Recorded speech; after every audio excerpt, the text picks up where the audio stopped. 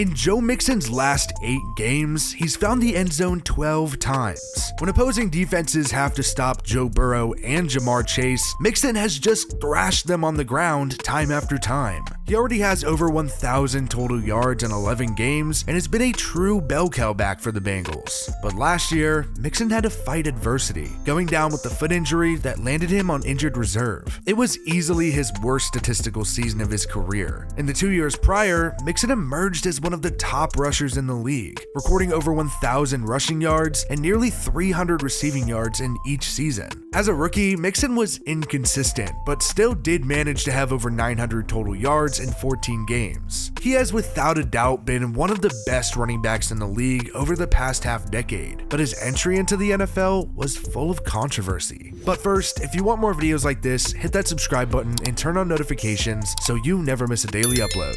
But first, thank you to Fetch Rewards for sponsoring this video. Fetch Rewards is a super easy to use free app where you can earn rewards on anything you buy. Scan any receipt or e-receipt you have and you can earn points no matter where you shop or what you buy. Then you can redeem those points for free stuff like Amazon or Visa gift cards. Fetch is a free app and super easy to use. You can scan receipts, earn points, and get rewards all from your mobile device. You don't need to worry about where the receipt's from or what's on it. Just scan it and get rewards. It's that easy. There are plenty of rewards that you can choose from, including Amazon, but the one that me and Darren really look after is Fanatics, where we can use our rewards to go buy an NFL jersey or random merchandise of our teams. You can earn points from anywhere, from retail, e-receipts, Amazon, or even restaurants. Click the link down in the description below to get an additional 3,000 points when you use the code JDPROD and you scan your first receipt. For a limited time, our viewers can download the app and use code JDPROD to get an additional 3,000 points when they scan their first receipt. So go ahead and download Fetch Rewards and get receipt rich today.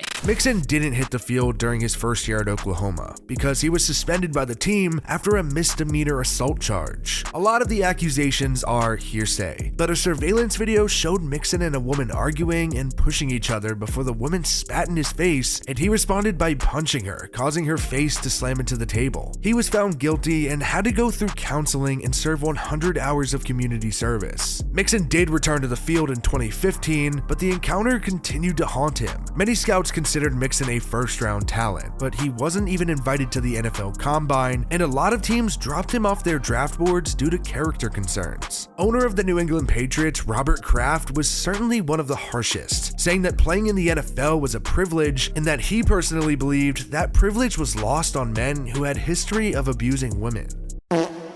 I do gotta say, it's pretty ironic that it's Robert Kraft who's lecturing us on how to respect women. He made a dumb, inexcusable decision, but he still returned, and his play spoke for itself. Mixon had over 1,000 total yards as a true freshman before bursting onto the scene in 2016. He was named first team All Big 12 after rushing for over 1,200 yards and recording over 500 receiving yards. Against Texas Tech, he had a career day, rushing for 263 yards, accumulating 114 yards through the air, and finding the end zone 5 total times in what was an offensive showdown between Patrick Mahomes and Baker Mayfield. Scouts believed Mixon could come into the pros and be an every down back and be able to make plays in the passing game. He had good hands and was quick enough to make defenders miss, but his assault charge forced teams into a moral decision.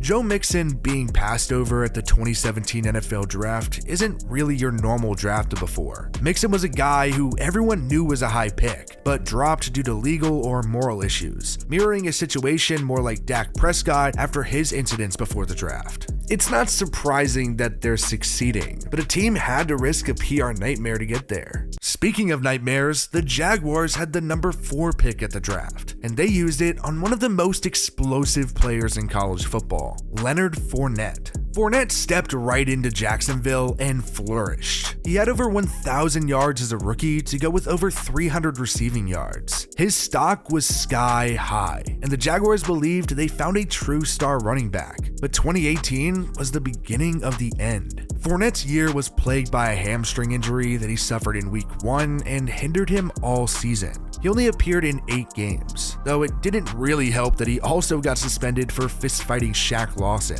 There were plenty of questions of whether Fournette could come back and be the same player, and he did. He had the best season of his career in 2019, over 1,100 yards on the ground and over 500 yards through the air. Despite that, the Jaguars were still trying to trade away their former first-round pick. After being unsuccessful, Jacksonville waived him. It's undeniable that Fournette was viewed as a bust, but it has more to do with how high his draft position was over everything else. He's a good player, and he's absolutely proved that in Tampa Bay. Fournette signed with the Buccaneers and really didn't do much in the regular season. The Buccaneers had other guys they preferred to get carries, but that wasn't necessarily the case in the playoffs. It didn't matter that Leonard Fournette was a first-round bust whose team let him go after 3 years. He was playoff Lenny. He had 448 total yards and 4 touchdowns in 4 games before being upgraded to the nickname Lombardi Lenny. Fournette has taken over a bigger role in the Buccaneers offense this season, already with significantly more carries than all of last year, when 11 games he went for over 600 yards. Regardless of how well Fournette plays in Tampa Bay, the Jaguars made the wrong choice. Fournette was heavily used at LSU with over 600 carries in his career to go with a significant ankle injury that strained him as a junior. He only played in 7 games, still rushing for over 800 yards and making his presence felt for the Tigers. Fournette got to Baton Rouge with crazy expectations after being the #1 recruit in the country. He lived up to the expectations early on, rushing for over 1,000 yards as a freshman and being named All-SEC, but he was far from finished. In his sophomore year, Fournette took over college football, recording over 2,100 total yards and finding the end zone 23 times. He ran hard and was never going to shy down from a defender. Fournette was super fun to watch, but he was undeniably the wrong selection at number 4. But the Panthers feel pretty good about their selection at number 8. In the NFL, there aren't a lot of running backs that are supremely valuable. It's an easy position to fill if the pieces around him are good. But Christian McCaffrey is one of the players that has challenged that idea. He's been one of, if not the best rusher in the league, but it comes with a lot of downs in the past 2 seasons. McCaffrey is set to miss 23 games over the last 2 years, dealing with a slew of injuries. It has been a rough period, but it won't make us forget how dominant he was before. McCaffrey had almost 2,400 total yards in 2019 and was a serious MVP candidate. The year prior, he had nearly 2,000 total yards. He has truly done it all for the Panthers, whether it be through the air or on the ground. He came right in as a rookie and had over 1,000 total yards. McCaffrey is undeniably a stud, and anyone that watched him at Stanford knew he would be. In his final year with the Cardinal, McCaffrey led the country in all-purpose yards per game and had over 2,300 yards on the year. But that was far from his best collegiate season. His 2015 campaign was one for the ages, accounting for 3,200 all-purpose yards and finishing second for the Heisman Trophy behind Derrick Henry. McCaffrey was the ultimate rushing and receiving threat in college, and it translated to the pros in no time. His last few years have been plagued by injuries, but there's no doubt he's a beast when he's on the field, much like Dalvin Cook. Cook had a rough start in the pros, going down with a torn ACL as a rookie, but the 41st pick at the draft has turned things around. He played in 14 games in both 2019 and 2020, absolutely dominating in each season. He had over 1,600 total yards in 2019 before rushing for over 1,500 last year. There's no doubt that Cook has been a top rusher in the league recently, but much like Joe Mixon, his time in college was headlined by character issues. He was charged after a BB gun incident that led to broken windows, was involved in an assault case where a firearm was brandished, and was accused of punching a woman out of a bar. That, along with shoulder injuries and fumbling issues, caused him to fall at the draft despite a stellar career at Florida State. Cook had over 2,200 total yards as a junior for the Seminoles, earning first-team All-ACC honors for the second straight season.